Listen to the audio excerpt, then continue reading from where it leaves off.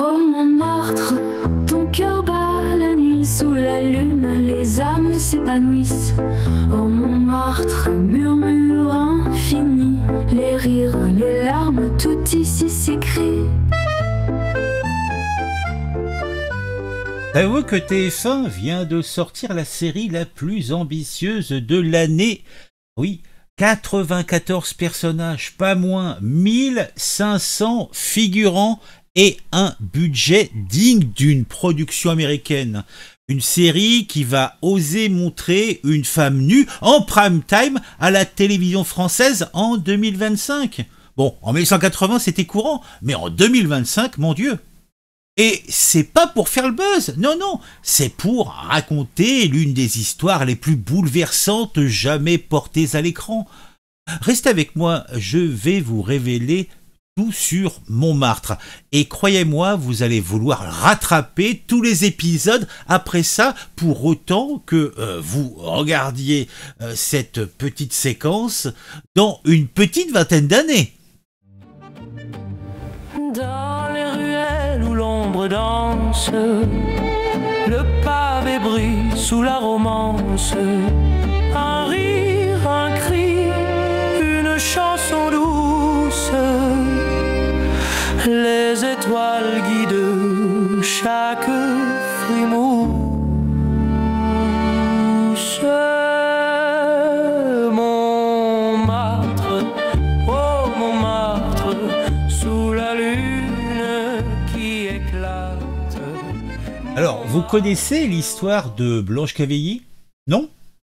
Pourtant, c'est elle qui a inspiré toute cette série. En 1894, cette femme a eu le culot de se dessaper complètement sur scène dans un spectacle appelé Le coucher d'Yvette.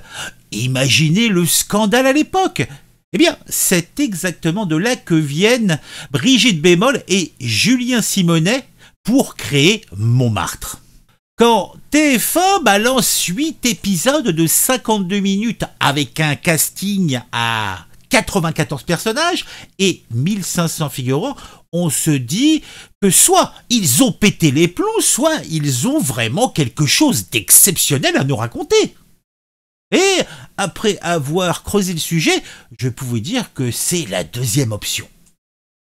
Paris, 1899. 3 personnages qui ignorent qu'ils sont frères et sœurs, séparés après l'assassinat de leur père. Ça vous rappelle quelque chose? Eh oui, Alexandre Dumas et son Comte de Monte Cristo. Et c'est exactement l'ambition des créateurs, mélanger l'aventure à l'intime comme le maître du roman populaire français.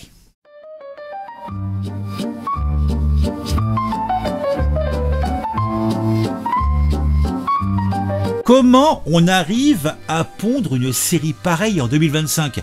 D'abord, il faut savoir que Brigitte Bémol et Julien Simonet, c'est pas n'importe qui. Ce duo, on leur doit déjà Je te promets, l'adaptation française de With His Who's, qui avait cartonné, en tout cas je l'ai entendu dire, mais là, ils ont voulu voir plus grand, beaucoup, beaucoup plus grand. L'idée de départ, raconter une histoire à la manière d'Alexandre Dumas, mais avec des thématiques ultra modernes, féminisme, évolution des mœurs, combat pour la diversité, le tout dans le Paris de 1899, juste après la guerre de Prusse, quand la capitale retrouve son insouciance. Et pour la petite histoire, quand ils ont découvert le personnage de Blanche Cavaillé, et son striptease révolutionnaire de 1894, ça a fait tilt. Voilà leur point d'entrée. Une femme qui ose braver les interdits pour financer ses recherches familiales. Génial, non? La production, Authentic Prod et TF1, en association avec Disney+, encore eux, autant vous dire qu'on joue dans la cour des grands. Et Louis Choquette à la réalisation, le mec qui nous a déjà régalé sur Mafiosa et Philharmonia, bref, du beau monde pour du beau boulot. Maintenant, Maintenant, parlons casting, parce que la TF1 a vraiment mis le paquet. Alice Dufour dans le rôle de Céleste, et quelle découverte! Cette fille, c'est un parcours de dingue. Championne de France de gymnastique rythmique, puis mannequin, puis danseuse au Crazy Horse, et maintenant actrice. Quel beau morceau! Vous vous rendez compte, pour incarner une danseuse de cancan, qui ose tout, ils ont pris une vraie pro de la danse. C'est pas hasard, c'est de l'intelligence de casting pur. Et à côté d'elle, Victor Metley, qu'on avait adoré dans Master Crimes, et Claire Romain de Cat's Eyes. Eh ben dis donc. Mais attendez, le casting secondaire, c'est du délire. Mathilde Seigné, Christiana Reali, Thibaut de Montalembert, Hugo Becker, Pablo Poli. On dirait le générique d'un film de Noël français, mais en mieux. Et techniquement, tenez-vous bien, 40 décors différents, 26 danseurs professionnels, une consultante historique pour chaque détail et des scènes de cabaret tournées comme de vrais spectacles. Louis Choquette et ses caméras qui tourbillonnent autour des danseuses, ça donne des scènes dignes des plus grandes productions internationales. Qu'est-ce qui marche dans cette série? D'abord, l'intelligence du propos. Plutôt que de nous servir une énième série en costume poussiéreuse, ce que j'adore d'ailleurs, Bémol et Simonet ont eu le culot d'aborder des sujets ultra contemporains. Bah voyons, l'homosexualité d'Arsène qui refuse un mariage arrangé, l'émancipation féminine de Céleste, la précarité sociale de Rose. Ah, j'en ai le cœur qui se serre. Et ils évitent tous les pièges de l'anachronisme. Pas de dialogue qui sonne faux, pas de situation ridicule, juste une modernité du propos qui nous parle aujourd'hui, habillée dans les codes de 1899. Le point fort absolu, cette reconstitution historique de malade, avec Lucie Rondeau du Noyer comme consultante, chaque détail respire l'authenticité. Quand on vous dit qu'ils ont tourné 6 mois entre Paris et l'Île-de-France, avec 1500 figurants, on comprend mieux pourquoi ça en jette autant à l'écran. Seul petit bémol, avec 94 personnages, on peut craindre une dispersion de l'intrigue. Mais honnêtement, quand on voit la maestria des créateurs sur leurs précédents projets, on leur fait confiance pour maîtriser cette architecture narrative complexe. Côté audience, qu'est-ce qu'on peut en dire? D'abord, TF1 y croit dur comme fer. Diffusion en prime time dès le 29 septembre. 2 épisodes par semaine et coproduite avec Disney+. Ça veut dire diffusion internationale garantie.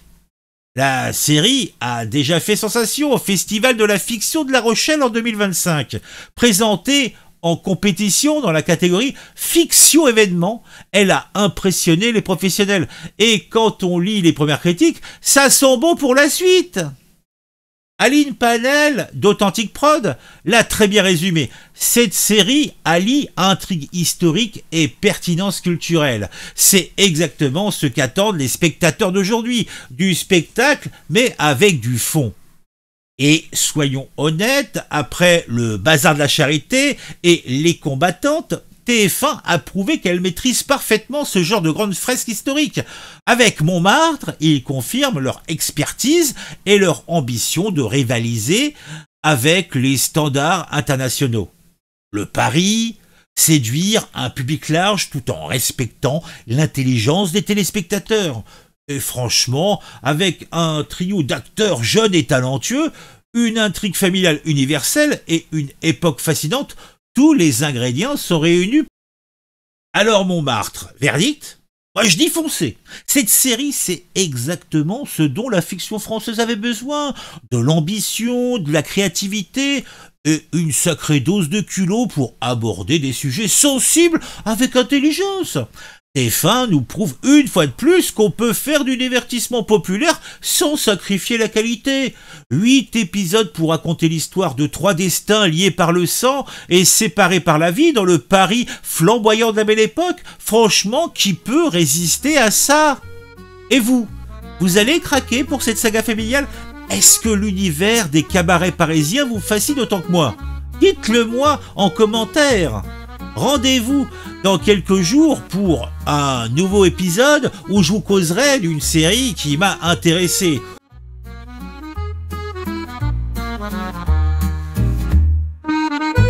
Thank you.